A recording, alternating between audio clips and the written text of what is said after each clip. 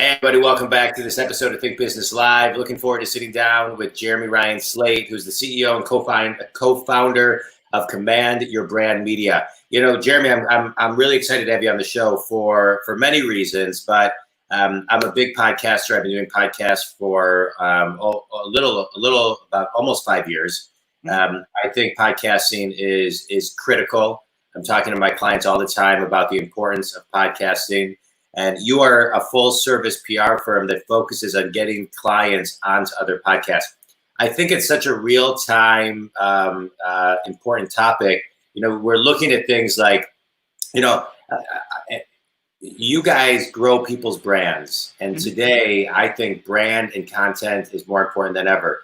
You know, we see Spotify, who's buying the Joe Rogan brand for $100 million. They just invested in the Kim Kardashian brand. And so being on podcasts is so important to grow your brand, because I believe that people really like real-time content. And so welcome to the show. I appreciate you being here. I know this is your place of expertise, basically growing people's businesses through brand strategy and getting them on as guests at podcasts. So let's back up a little bit and talk about brand, right? So like in your background right now, it says your brand. Define brand. Let's start there. So a brand is what you're positioned with. So similar things that people have seen or experienced or understood that you are relative with. So they understand you in things they've seen before. It's also what you're known for. And it's really that thing you can hang your hat on, right? Like, you know, when people think of sales, a lot of times now modernly, they think of Grant Cardone, or when they think of social media, they think of Gary Vee. Like a really strong brand separates you from the others around you. But at the same time, it's that thing you're known for. You can hang your hat on, and it's, you can make people think of you immediately. Yeah, I want to dive a little bit deeper into that, because I think some people may hear those names and just be frozen in their tracks and just stop right there, right? They may say, you know what, I don't have the budget. They're so far ahead of me. The law of proximity just doesn't even make sense. And so back up from the Gary V's, who I love. I love Gary Vee. Sure. But let's back up and talk about, for somebody who has done a little or is starting to do or who's done none, let's talk about how that person builds their brand while not being intimidated by, the bigger, more established current brands.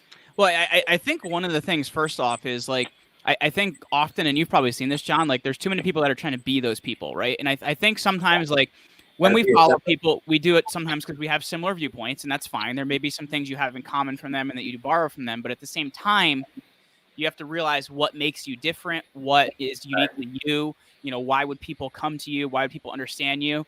And what's the funny thing is I find a lot of people like make a major mistake when they're, either they've been in business for years and they're going to get their first PR, or they're a newer business trying to get the right attention. And that major mistake is they disconnect from their power center, right? Like there's a school you went to, there's a town you're from, there's an area you're from, and they think, okay, I want to be on EO Fire, I want to get on Forbes, I want to get on Inc., I want to get all these big things, but they don't know the first level of the stairs, man. Like there's no elevator, there's stairs. And a lot of times what people do is they don't reach out to their local media, because on every website, there should be like a media page that's going to help you build brand equity. It's going to help you show people your expertise and things like that. So what you start doing is start building that credibility with local press. You can find local online papers, you can find small local papers, things like that. And that's like really a great place to start building, that first credibility. And in that, you need to look at what is uniquely different about you. And you need to hammer that, man. You need to hammer that point of, this is what I believe. This is why I believe it. This is how I can help. And you're showing that credibility. So when you do get the larger media, they say, okay, this is Jon. He's known for, being this type of business coach. Or, this is Jeremy. He's known for talking to this type of people. Like people that know me well know that I love rebels and I love people that do things differently. Yeah. So like you really want to establish that, and you need to start at the bottom, which is starting with your local press, which is where a lot of people just tend to, forget about, honestly. Yeah. Well, that's, you're so. And I apologize to your audience if I speak fast. I'm from New Jersey. We all kind of do it here. No. That's a I like when people talk fast, right? You start with your local press, right? When it comes to kind of PR, but so now, but how do you even get started? Like to call a PR firm, right? I'm a big believer in mentors and Sure. and surrounding yourself with professionals. So how do you even get started, right? There's somebody here locally named Sari Chickerell. She does PR here locally in Michigan. She works with a lot of local businesses. She's known, like, you want to get on a local TV station, call Sari, right? Like, she has all the connections. So how do you do it? Well, here's the thing I'll say, and I know just from myself when I kind of started out with nothing, there's as a business owner, entrepreneur, as a smaller business, there's a lot you can do on your own. Now, like, to go next level and to like kind of go from there, you do really need that brand strategy, that right positioning, and the help to get on some of the bigger media. But I'll say, like, initially, man, like what we started with a spreadsheet, and this is my wife and myself. She has a huge PR background.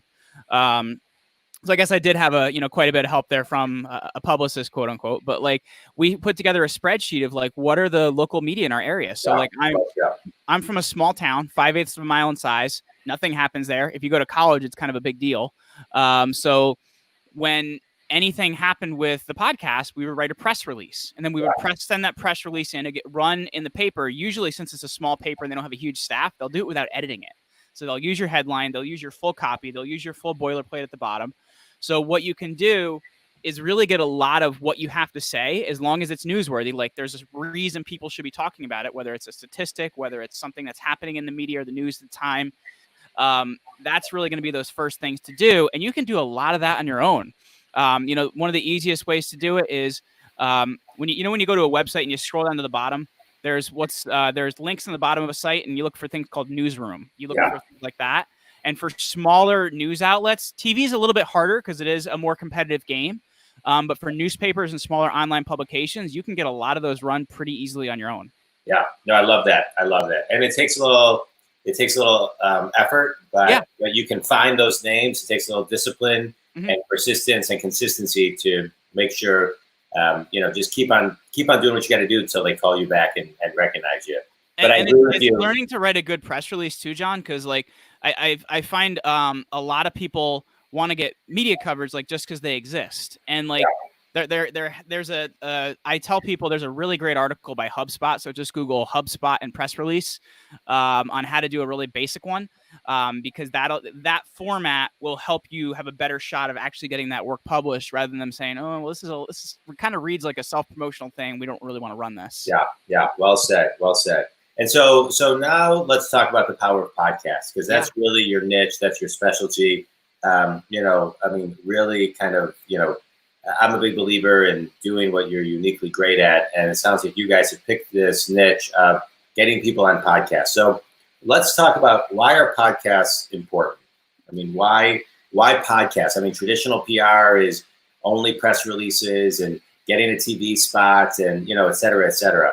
So why, how did you guys choose to do exclusively podcasts? Well, the simple answer to that is honestly just because like I had a podcast, and we looked at it from the idea of, okay, I want to grow the show. Like, one of the things I should be doing is getting on other podcasts, because it's a lot, as a host, like there's a lot of steps and a lot of complicated things to do to tell people, hey, go check out my podcast. Right. So people that are already listening, it's a really simple way to do it. But I'll say at the same time, like, it's also other media is like really changing. Like, it's become a lot more competitive. There's a lot less eyeballs on it because there's a lot more of it to choose from. So, with podcasts, you're able to get a really good quality audience because you can niche down. Like, we had a client that she was an interior decorator, and she was changing to helping people to redesign their home once they got to a certain age that, either they would get hurt or people are worried about their parents getting hurt. And we got her on a lot of like specialized podcasts around that area. So you can like really niche down. And because of that, you can get the right type of audience for you, rather than saying, okay, I'm going to try and shoot for Good Morning America and not get it. So you can really niche down, but also at the same time, the space is growing really, really fast. As I think it was April of this year, we finally went over 1 million total shows in Apple Podcasts. There's a lot of shows out there, but you can really niche down, and you're also achieving a little bit of influencer marketing, right? Because people that listen to you, Jon, there's a reason they listen to you, and they listen to your advice, and they take action on your advice. So as a guest on that show, you're also taking advantage of people really listening and valuing the opinion of that host. Right. So them having you on and giving you their platform gives you instant credibility as well. So there's a few like really big things of why it's great. But also at the same time, we talked about that local press strategy. You can start with smaller podcasts that haven't been around for less time. They have less than 20 episodes. Maybe they have less than 50 reviews, stuff like that. Right. So they're going to be easier to reach and easier to get visibility on. And then as you get better at it, get clear on your message and things like that, you can kind of climb the stairs there as well. Yeah. I love what you're talking about. I think I want to talk a little bit more about, when you're a podcast guest, right? A lot of times, at least the way I do it, I don't, I kind of know what I want to talk about, but I don't send out questions. I'm the same way. It's an organic discussion and conversation. But a lot of times people get nervous. They don't necessarily know what to expect. And there's nothing worse than saying the wrong thing, right? Like right now we're live and on YouTube and LinkedIn and Facebook, and I do recorded and live, but I really edit very little of what I do. And so one of the things you guys do is media training, which I think a lot of people don't think about that, right? Like, hey, maybe I should get a little bit of training on how to communicate when I'm going to be on all these shows, so my message is clear, et cetera. So can you and can you talk on that, like the importance of it? Because as a business coach, I see companies all the time. I'll work with them on their messaging, and they invest a lot in that. But then they go on a show and they just they aren't prepared with certain talking points that they want to get across. Right. And I think that's vital too. And I guess the important thing to realize as well is it also depends on what type of media you're looking at, like what type of coaching you get for that. Because like radio, right? Like if you get a 5-minute spot, that is a huge deal. So like everything you say needs to be short, clippable, sound bites. What we're doing here, this is a long form conversation. So it's a different type of media. So I'll say first and foremost, there's different media training for different mediums. And I think that kind of rhymed a little bit. Yeah. There's different media for different mediums. So you have to kind of look at that. With podcasts, like you're really benefiting from, a conversation like we're having, which a lot of people can do, but they stress themselves out because they're not totally comfortable in that. So what we did is we looked at, the hundreds of interviews I've done and, all the interviews we put clients on early on. And a couple of years ago, we developed this thing called story, message, call to action, where we looked at every major interview and we said, hey, there's 3 parts to it, man. There's your personal story, there's your brand message, and there's your call to action. So really what we had to do then is help people take their message and get it down in their story and get it down in such a way that it made people comfortable. It helped people see like, hey, this is what a story of transformation looks like, and we can help you make that too. So you have to really get permission before you can ever teach somebody. And I find oftentimes, and you've probably seen this as well, John, like people go right into like pitch mode, and it's like a little bit crazy. It's like, hey, you can get my stuff here and you can get it here, and check out my YouTube channel, check out my Facebook page and all this kind of stuff. And you don't really have permission to talk about anything yet, and you're just pitching. Right. So you have to kind of set it up in such a way that the story is set up to make people comfortable, show there's a transformation that you can help them make because you either helped others make it or made it yourself. And then there's the 3 to 5 key teachable points. Like tell them how to do that and tell them how to do what you do, because you'll get to the end and they'll say, hey, wow, Jon knows a lot about this, or Jeremy knows a lot about this. And sure, they gave me everything, but it sounds kind of complicated. I feel like I could use some help in this. Yeah. And that's why you have a really strong call to action at the end, because I find oftentimes people give out 37 different places to find them on an interview, and people most of the time stop listening after the first one. Yeah. So, what you need to do is give one clear place to send people, and that one clear place should really be something that helps them apply the message you just taught, because message plus application equals a win, equals success in their eyes. And that's actually going to bring people back to you and, maybe have them want to work with you or have them become a fan that refers other people. So how you appear on an interview, it's vital, man. It really is. Yeah, no, I agree with that. And how many, if somebody's looking to get into, work with a PR firm that specializes in podcasting. How many podcasts do you need to be on to really make, to make a movement in your business? Is it one a week? Is it X amount a month? Like what is that number? So here's the thing I'll say, first and foremost, if you're not niching down, you could go on 10 a week and they may not be right for you. So you may not see the action. So I'll say first and foremost, it has to be your audience, and that's just super vital. Like we had a client that actually just posted this on Facebook this morning that she had a ton of success with selling a product on a podcast recently. And it was a smaller show, but it was her people and they could have her message. So I think that's what's really important. It's got to be your people first and foremost. Second of all, a lot of times when we're running clients on a program, they're usually on 2 shows a month unless they're launching a product, which then we're trying to get them on as many shows as possible. And usually like anywhere from 90 days to 6 months. It depends on like what that launch looks like. So really, that's the thing that you have to be looking at is the audience right? If it is, really just managing it with the right audience. You can go on a few a month, and if they're the right shows, it's really going to manage it for you. Now, if you're launching a product or a book or whatever it is, it's kind of speed of delivery there. Like you need to get it out fast, and but the niching is still really, really important. So it also depends on the reason you're doing it. If it's for a product launch, a book launch, or just general awareness. Yeah. And what do you say to the people? And what do you say to the people who say, "I just don't get it," right? Like I need the old school PR and the podcast. To me, one of the great things about podcasts are when you're a guest on a podcast, you're talking about yourself, but you're not really talking about yourself. You're just answering questions that somebody else is asking you. Right. It's a great way to, because most people hate talking about themselves, but if they're interviewed, they can use that as a great piece to promote not only themselves, but their business, their products, etc. And so what do you tell the person who's listening today saying, you know what, I'm kind of like stuck in old PR mindset, even though I know I need to be, forward thinking and current? Well, here's the thing I would say about that is first and foremost, I always tell people if you don't have local PR, get it, because it's going to help make our job easier. So first and foremost, that's really important. The second thing I would say, though, is, kind of what I said earlier, there's less eyeballs on a lot of this stuff that people put so much attention on. It just doesn't really matter as much. So it's kind of like, do you want a vanity metric or do you want something that's going to help you?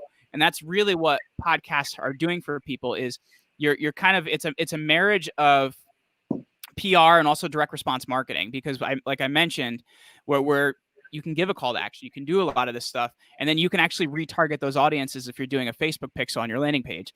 So it's kind of allowed you to set things up really, really differently. But like I said, it's PR is still the major thing, though you can marry some direct response marketing to it.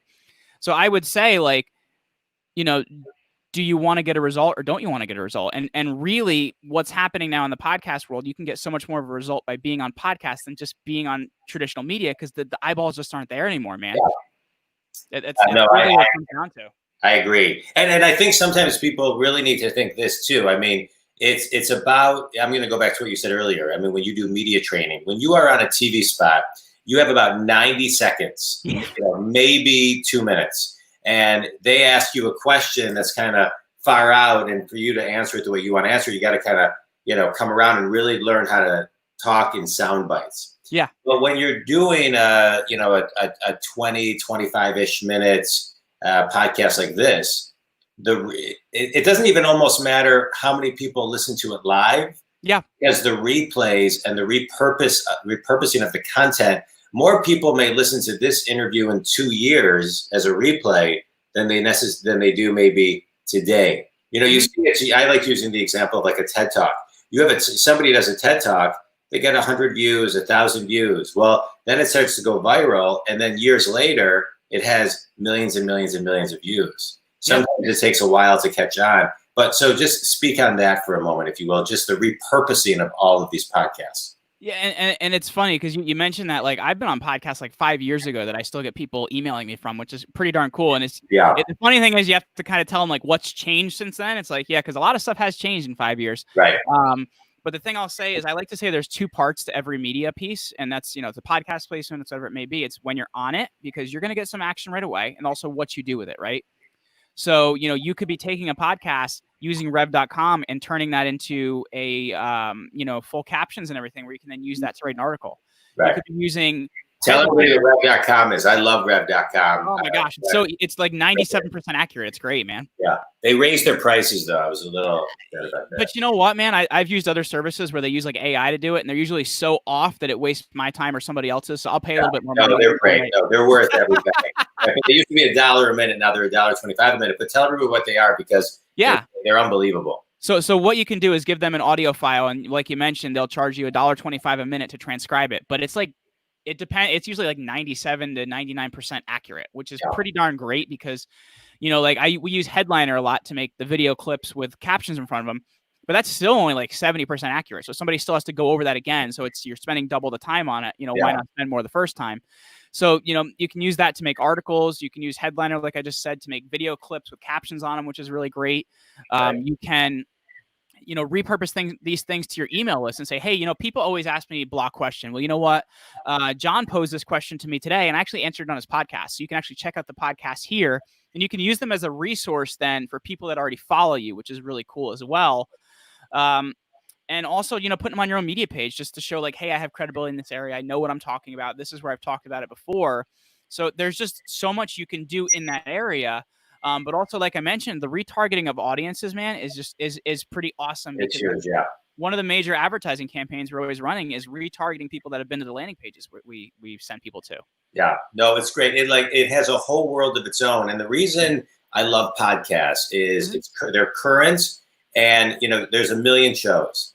More and more every single day, people are starting to listen to podcasts. I'm an Audible.com person. Same here. I listen to tons and tons and tons of books. But what gets in my way of finishing books faster is I have so many podcasts that I listen to on a daily and weekly basis because the information is so real time and current. Yeah. I mean, it's great. I mean, just to name two of my favorites are 5 Things by USA Today and Up First by NPR. It gives you everything that you need to know in the news in literally a total of both podcasts in 15 minutes. You're up to date. And there's so many more that I love. But so from a podcast perspective, right, so people are on a lot of shows. Talk about the importance of having your own podcast. You have your own podcast. Right. Your podcast. Hold on. I want to get this right. Your podcast is called Great Girl Life. You've been doing it kind of as long as I've been doing my podcast, which is great. The importance of having your own podcast. I'm a big promoter of it. So tell me your thoughts. Well, it's one of the most incredible networking tools you'll ever have personally, honestly, because, like we've done almost 800 episodes at this point, millions of downloads of the show. And I've created a platform that allows me to talk to anybody that, within reason I want to talk to, because sometimes they're not doing a media push, whatever it may be. So I've gotten to connect with people like Seth Godin, Grant Cardone. You and I were talking before we got started here. The guy that used to do the Dos Equis commercials, the most interesting man in the world, Jonathan Goldsmith. I have him coming on now later this month. So it's allowed me to kind of create a platform that's allowed me to connect with lots and lots of really cool people. But here's the thing, right? There's also this thing called brand positioning, and that's the people you're seen with that can actually raise your own credibility. So, people remember that these people that I've talked to, and it actually helps to raise my credibility because I'm seen with them. Yeah. So that's one of the incredible things is the networking, but also the brand equity you can build because people get to know you better, they get to understand you better, and you're also receiving this positioning by people you're seen with. Yeah. Yeah. No, amen. I love it. Talk a little bit about, because I don't want to end the interview without talking about brand strategy, because I think, I don't think a lot of people understand this. I don't think a lot of people get it. I don't think a lot of people realize that they need it. So talk a little bit about slowing down and really creating a launch brand strategy, and then how often you need to kind of update that. Well, I'd say here, like, I want to kind of distill one of the major problems first, and that's that people think PR and marketing are the same thing, and they really aren't. No. Like, public relations creates the pieces that marketing then promotes. So, that's something you really have to think about. So you have to be clear on your message. So if you're not clear on your message, if you're not clear on why people should follow you, if you're not clear on what you do for people, then you don't have a very good brand strategy. You need to know why you are, who you're not, what you stand for, what you do. And then once you start getting media pieces, you're creating pieces for your marketing to then push out. So your brand strategy should be having the message, getting it placed places, and then pushing it out through your own communication lines to kind of really create a bigger vision. And, this is something you should be continually be doing every single day. Like your brand should be driven every single day. Now you may have pushes where maybe you have a book launch or you have a product launch or something's going on. Like, we had this whole COVID thing, the economy changed and my speaking calendar got canceled. So we had to do a whole new push to cover a lot of what had changed because, we were depending on, I was supposed to go to Thailand this year. I was supposed to speak in Europe again this year. So like a lot of things get canceled. and you got to fill it in, man. And that's kind of, things will happen, and that's why your PR strategy can change when you sometimes have to fill that in. But it needs to be just doing something you're consistently changing. Yeah, well said. Sorry. Yeah, no, well said. So speaking of consistently changing, a couple last questions I have for you. Sure. You know, the world has changed the last few months because of COVID. A lot of kids have recently graduated college. You know, they're graduating college with technology that is pretty unbelievable. And so where they can start their own businesses and do their own things. So what advice would you give somebody who's graduating college today? I wish I could have gotten them 4 years ago. Because like, here's the thing, man. Like, I have a master's degree I don't use, and my master's degree is in ancient history. Like, my parents really should have talked me out of that. But the thing I would say is there's a few professions that need to go to school, right? I don't want anybody doing the law that hasn't been to law school. I don't want anybody operating on me that hasn't been to medical school. Right. But I think you need to there needs to be more of an emphasis on skills and what people want to do rather than just like educating just to educate. So I'll say first and foremost, we need more technical training rather than just schooling. But if somebody was coming out of school now, man, I would say first and foremost, like, you know, what kind of impact do you want to make, and can you make that, you know, working for somebody else? If you can, great. At the same time, the barrier to entry for creating a cool business is lower than it's ever been before. Because the online has made everything accessible to us. So you can very quickly help a lot of people if you figure out how to do it online. And I think it's just really, for us, we've run Command Your Brand since 2016, and we have, you know, team all over the country and all over the world. And we meet every Monday morning on our staff meeting on Zoom. And then we run everything by statistics. So we know what's going on every single day in our business. And, you know, our company wouldn't have been around as the internet not exist. So that's the thing, is understand technology you have the ability to harness and, you know, realize you can make a really big impact with it. I love it. Favorite book and why? The 10X rule, because it changed the way I think about absolutely everything in terms of like the amount of effort you have to take to make something happen. Yeah, I love it. I love it. Best piece of wisdom you've ever received?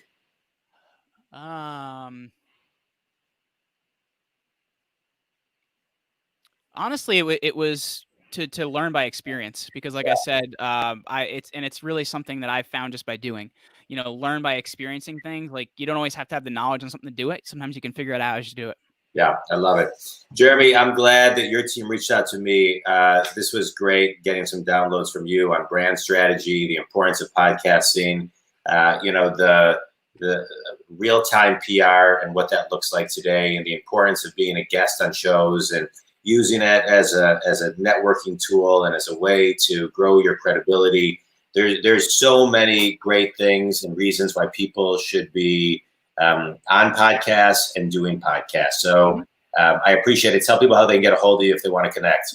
Absolutely. Well, if what I said really resounded with them today, I don't want them to have to make all the mistakes that I made trying to get out there, trying to figure it out, trying to get the right attention. Yeah. So we put together a really awesome training for your audience. And if they go over to commandyourbrand.com/free training, in about 37 minutes, they'll find out everything they need to know about locating the right shows, getting their brand strategy together, and how to deliver on those shows. And that's over at commandyourbrand.com/free training. I love it. I love it.